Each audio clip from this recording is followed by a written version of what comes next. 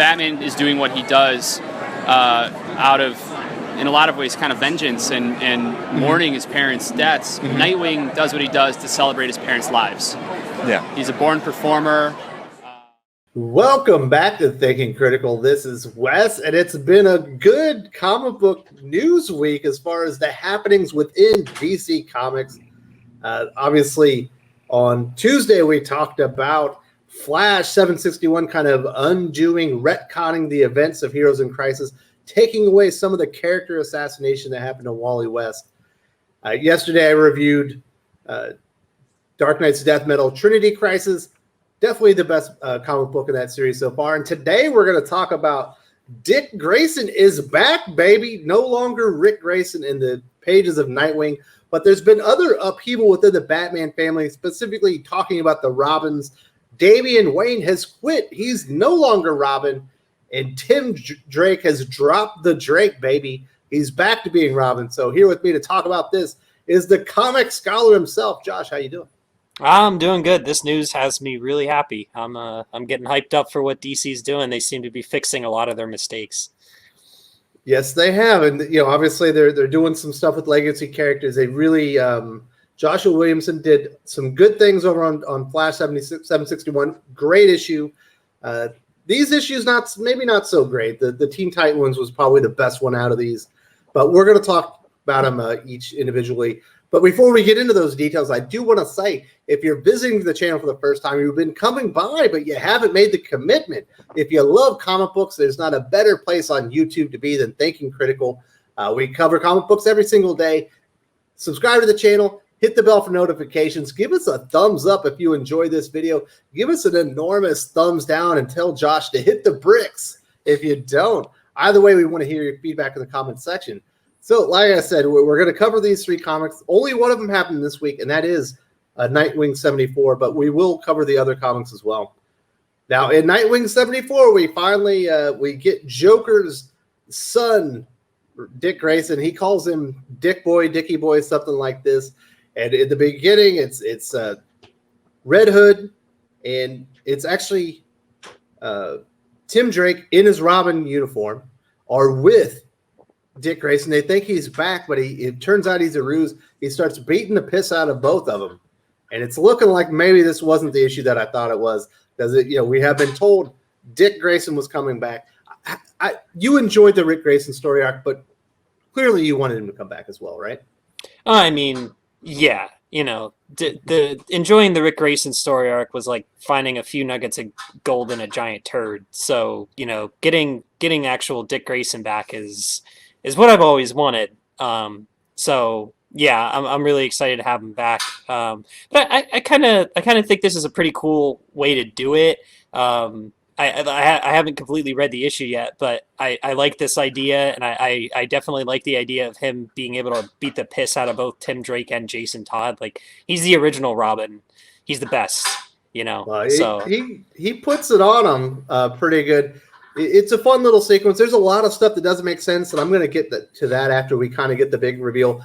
Don't know that I love the Dick Boy, Dickie Boy joke that kind of goes on through the first half of this. Whatever. I'm just glad Dick Grayson's back. But we do get a moment. B shows up. Batgirl shows up. There's a crystal that the Talons had, that Joker has, that they've used to mind control Dick Grayson and kind of mess with his mind. And finally, B gets it. Batgirl gets it. They're like, hey, you got to remember who you are. And he has an epiphany. He remembers that he's been brainwashed, and it kind of comes back slowly, then floods right back to him. All the memories of who he is, the history of who he is. And we finally get a realization that he is not Ric Grayson. He's not Dick Boy.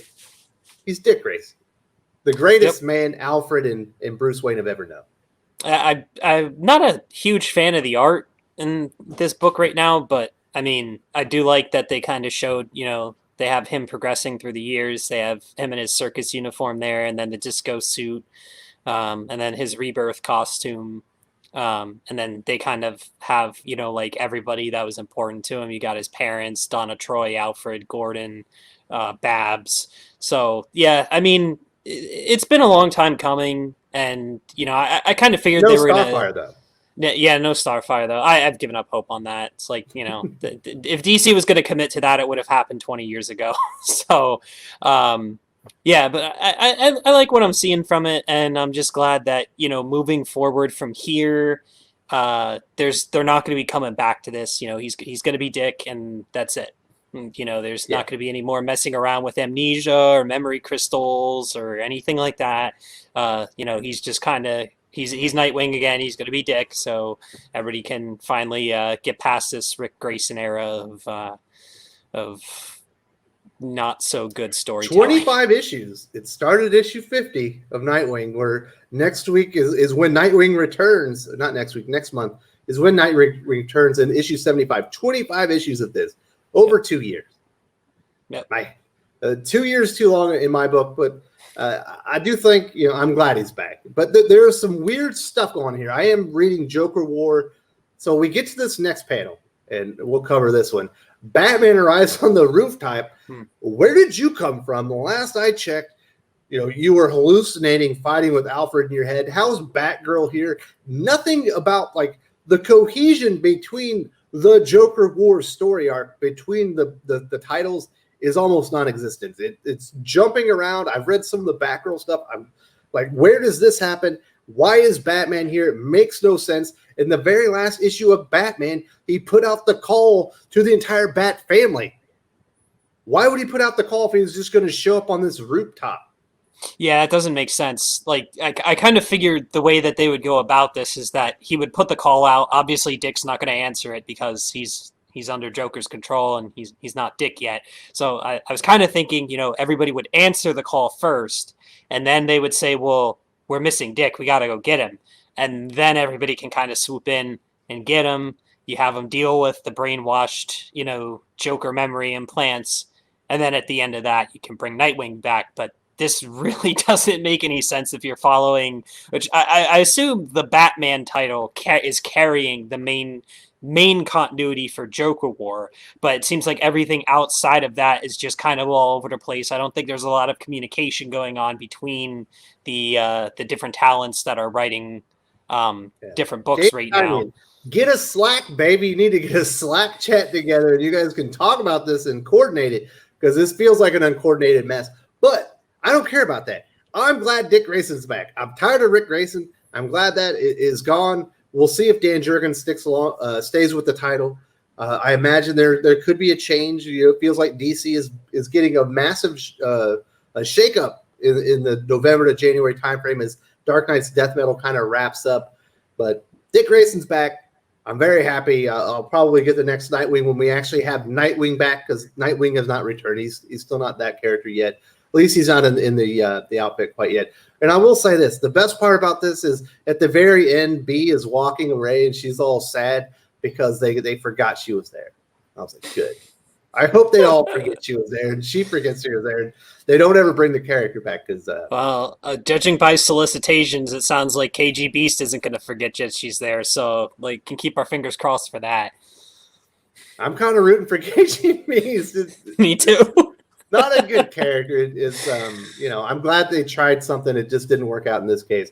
So moving on from that, I think a better executed comic book was actually Teen Titans Annual Number 2, Robbie Williams. I can't remember the name of the artist, but the art in this comic book is absolutely dynamite.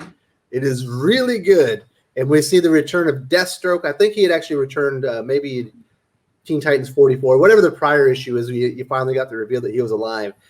But Batman finally does what we've all been waiting for. If you've been reading Teen Titans, Damian Wayne went off the reservation, and he's doing the stuff that they were doing in Champions at Marvel, where he basically had an illegal detention center, and he was bringing criminals that they were catching, storing them in the basement of their headquarters, and then I think he might have been brainwashing them or something, so they wouldn't be able to escape.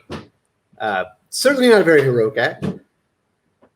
Damian in the past has been characterized as being a little bit of a sociopath and a little bit crazy. You and I are going to talk about that a lot more in depth here in a couple of weeks. I haven't got through all my Damian Wayne reading yet.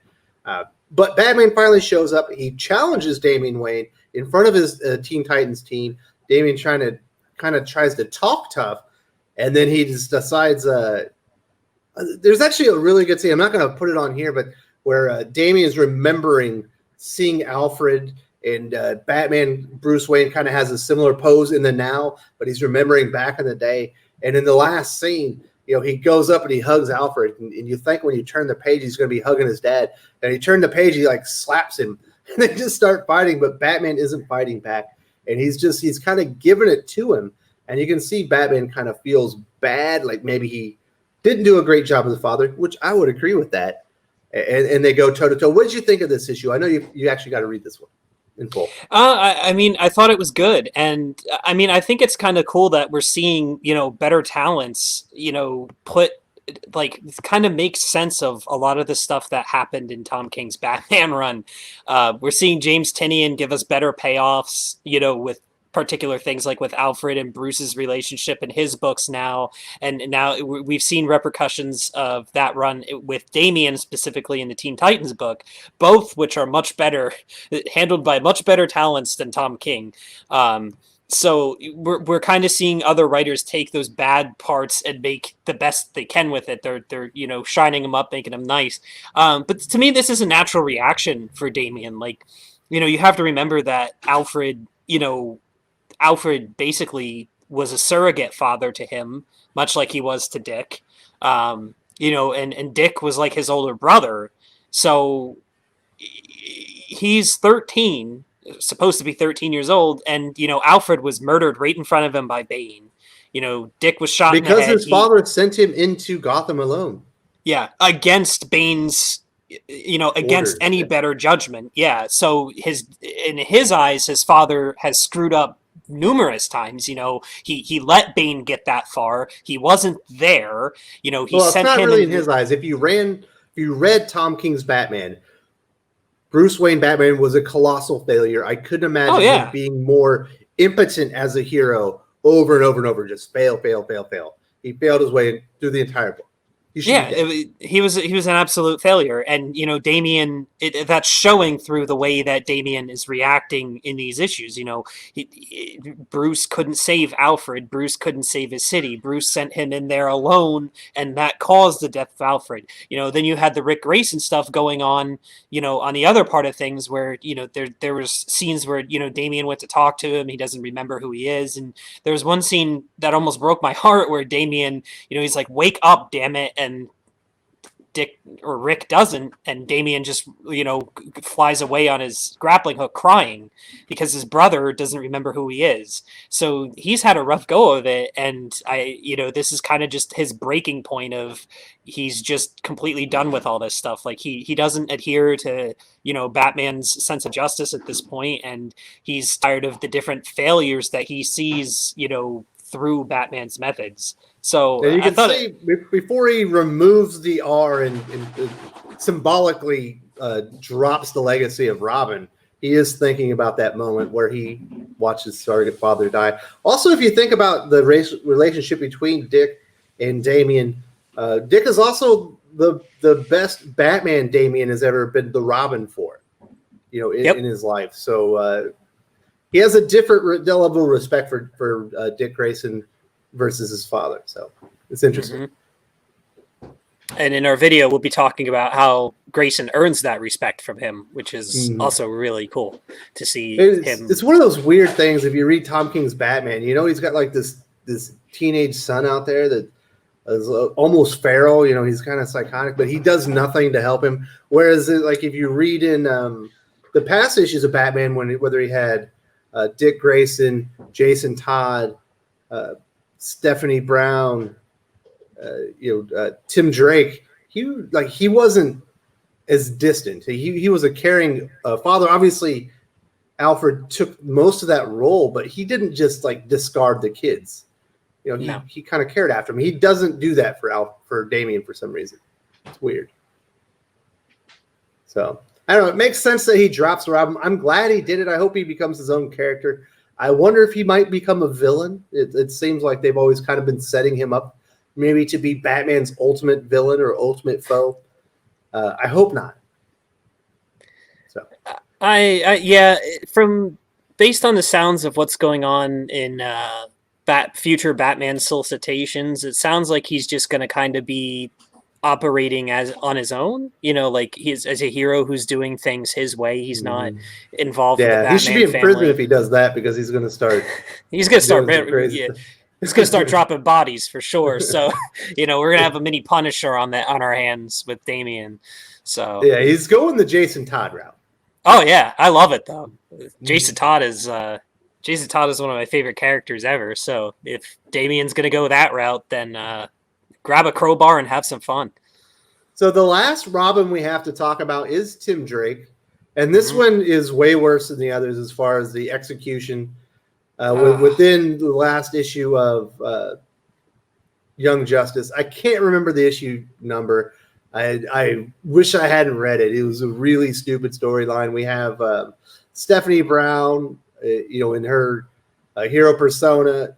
It's spoiler, and she, I guess, and Tim are together, and they're taking down her father, the Clue Master, and some of the worst dialogue you ever write. It's pure Bendis, and they're having some back and forth, and then at the end, they ask, is he still Drake? And they're like, no, he's not Drake anymore. She bothered him, and now he's Robin again.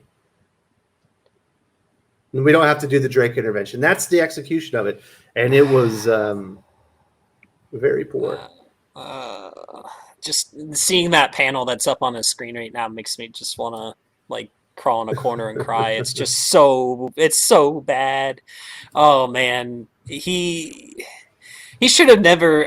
I mean, I don't know. I just view this as some common sense reclamation on DC's part. It's like, just smack Bendis's hand and no, Tim Drake is ours again. He's not your plaything anymore. Get him out of this crap, and let's put him back to being Robin, for God's sake. It's just, I haven't read any in Young Justice, but just that panel alone right there tells me everything I need I've to know read about 3 it. issues now, and they've all been I keep having people show me my comments but Bendis' Young Justice is good. I was like, well, I tried it. Now I've read my 3rd issue. I was like, no, it's not. It's just as bad as everything else. And he writes some of the most awkward relationship scenes. There's no chemistry between the characters. He does not execute that very well at all. And I'm glad he's not Drake anymore. That was such a stupid name for the character. How was your last name going to be your superhero name? Yeah. It'll keep your identity. Can we hide our identities a little better than this? I don't know. Yeah, it'll keep your identity perfectly secret. Just use your last name as your superhero name. No problems. Yeah. So that happened as well. It was executed very poorly. So just getting back to it, like I said, there's been a lot about people in the Bat family. Finally, Dick Grayson has come back. We're still waiting for the return of Nightwing. Damian Wayne finally has had enough. His father, challenged him about his unlawful imprisonment of villains, and they had to duke it out. Dad didn't really fight back, but he did drop the Robin R, and he's left the Robin legacy behind. And Tim Drake has dropped the Drake, and he's back to being Robin, which is probably a better way to put it. It's always weird that they had 2 Robins, a Red Robin and a Robin. So it's probably better that they have 1 Robin. Don't know what they're going to do with Damian, but we shall see. What are your final thoughts there, Josh? They're like I said, they're fixing a lot of mistakes. It's Tim Drake is one of the. I always say this is weird because Dick Grayson is my favorite character in all of fiction. I've made that clear numerous times. But if you're talking purely Robins, Tim Drake is my favorite Robin. He had a 183 issue run, that spanned from 1993 to 2009, I think is when it ended. Jarro is my favorite Robin. Who is? Jarro. You didn't say it in Justice League when the little mini version of Starro had the Robin uniform on. He was fighting crime with Batman. No, I'm going to send you the picture. It's amazing. But anyway, yeah, I mean, Tim Drake is the one character that I think they finally and Marv Wolfman said it numerous times. We were trying to figure out a character that we could build that could be Robin forever, and Tim Drake is the person that I think he should be the only Robin. If you're not going to commit to Damian, commit to Tim and let him go because he's always good as Robin. So you know, you've got Grayson as Nightwing, you've got Jason Todd as Red Hood, Tim Drake as Robin, and now Damian's got to find something new. You know, we'll give him some kind of persona. You know, maybe he's just kind of doing things his way. I don't know what's going to happen with that, but I think it would be pretty cool if we get to see him develop into his own Red Hood style character, just like Jason. And if you notice, the insanity skips a person in the Bat family each generation. So, you know, Bruce is crazy, Dick's not, Jason's crazy, Tim's not, Damian's crazy. It always skips a person in the line. So, you know, now we got to deal with Damian's craziness. So, but I'm hoping he and Dick reconnect and he's able to maybe edge him off, because John Kent's no longer there to do that, and somebody needs to kind of help humanize the character, because sometimes they just go a little overboard with the crazy. Yeah, it'd be nice if him and Dick can reconnect, because I would imagine his respect for Grayson is still there, and you know he'll probably be excited to hear that he's back, and I think it would be really nice, you know, to see Dick like, oh, he's off the rails. I gotta kind of reach out to him and bring him back. So I think that'd be great. Big brother, little brother, you know, big brother's got to help the little brother along. So. All right, Josh, I think that'll basically wrap us up. I think it's mostly good news. I really appreciate you coming on, and we'll see you around. No problem. Glad to be around.